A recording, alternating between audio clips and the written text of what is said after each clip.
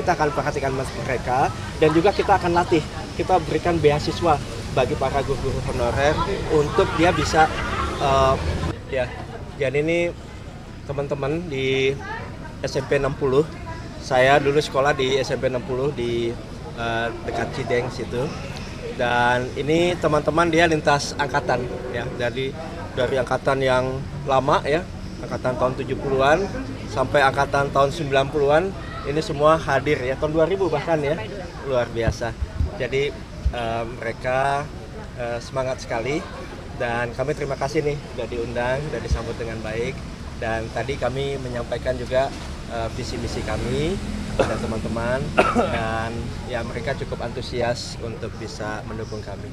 Pak, terkait visi-visi menyinggung soal lingkungan, kalau misalnya saya baca di misi Bapak soal lingkungan itu ada soal bebas polusi secara beradab, itu bagaimana soal implementasinya nanti? Ya, sebetulnya yang menjadi sumber polusi utama itu adalah oktan kita, sulfur di dalam BBM kita.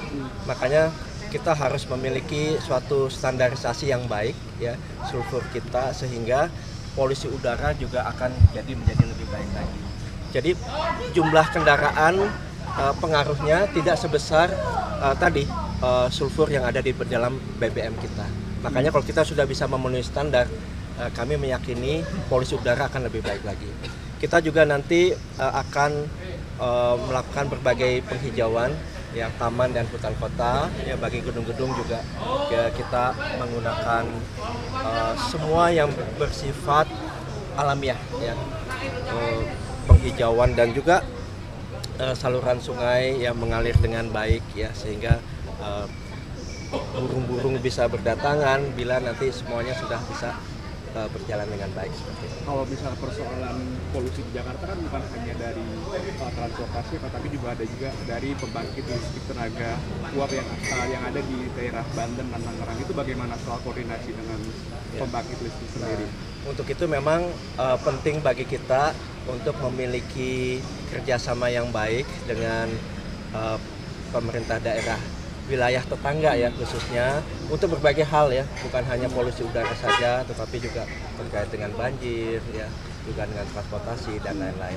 Tapi untuk polusi udara tentunya kita akan nanti berdiskusi, karena ini hal yang menjadi isu bersama ya. Untuk itu kerjasama yang baik ini juga menentukan hasil. Kalau untuk Jakarta Mandiri Air bagaimana implementasinya ini, Pak? Gimana? Kalau untuk di sini kan dituliskan Jakarta Mandiri Air, itu implementasinya bagaimana, Pak? Jadi kalau mengenai air, kita memang memikirkan bagaimana air bersih ini bisa mencapai ke seluruh warga Jakarta. Dan kita juga menginginkan nanti teknologi-teknologi agar di tempat-tempat tertentu air itu bisa diminum.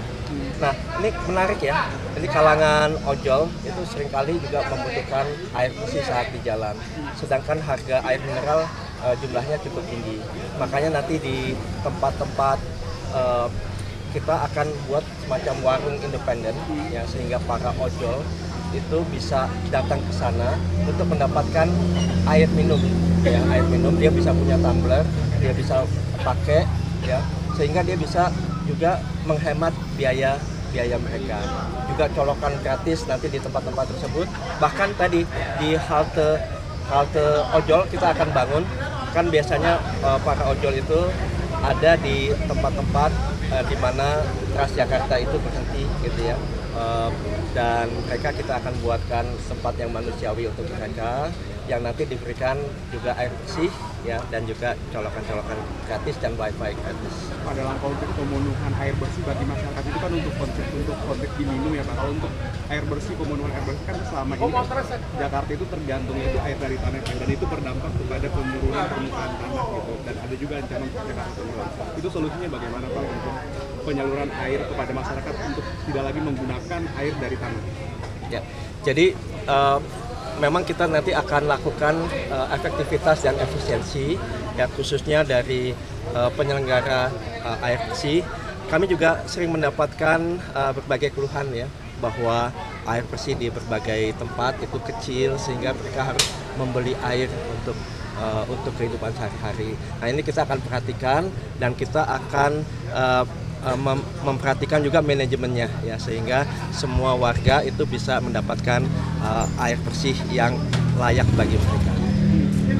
Pak, untuk kesejahteraan guru, program apa sih yang diusulin untuk meningkatkan kesejahteraan guru di Jakarta? Apalagi kan kemarin sempat ada cleansing dari Pemprov DKI juga ya, guru-guru kemarin itu mereka di-cut terus dialihkan untuk P3K. Kalau dari Bapak sendiri, untuk kesejahteraan guru gimana Pak? Ya, guru itu sangat penting ya, karena guru-guru ya khususnya guru honorer ini itu juga perlu memiliki karir ya. Dan ya kita mengharapkan mereka-mereka yang sudah layak dan sudah pantas untuk dinaikkan menjadi P3K ya, itu kita akan arahkan ke sana. Dan kemudian juga jumlah kesejahteraan itu sendiri, karena di Jakarta tentunya tekanan hidupnya cukup tinggi. Makanya bagi kami upah layak itu menjadi suatu hal yang sangat penting. Kita akan perhatikan mereka dan juga kita akan latih. Kita berikan beasiswa bagi para guru-guru honorer untuk dia bisa menambah ilmunya, menambah keterampilannya, sehingga mereka juga bisa mengajarkan yang terbaik untuk mereka. Guru honorer kita juga akan berdayakan untuk menjadi tim pembina adab ya. Dan untuk itu ya pelatihan-pelatihan itu menjadi penting, dan kesejahteraan juga menjadi penting bagi mereka. Kita sudah punya agenda ke sana, program-program khusus untuk mereka.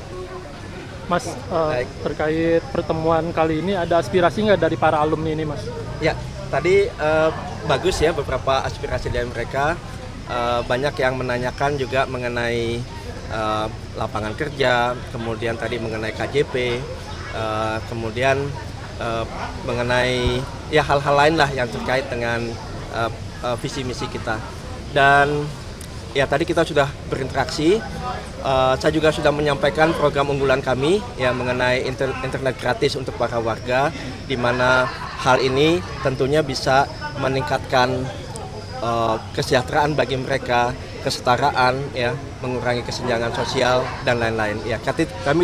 Kami juga sudah menyampaikan bahwa tim pembina adab, tim pembina ekonomi ya, ini nanti mereka akan mengajarkan, mendampingi ya para ibu-ibu ataupun bapak-bapak yang ingin melakukan usaha sampai mereka berhasil ya. Ibarat kita naik sepeda ya. Naik sepeda ini kan seringkali di awal-awal kita masih belum seimbang dan lain-lain. Nah, tim pendamping ini dia akan memastikan bahwa dia akan bisa bersepeda.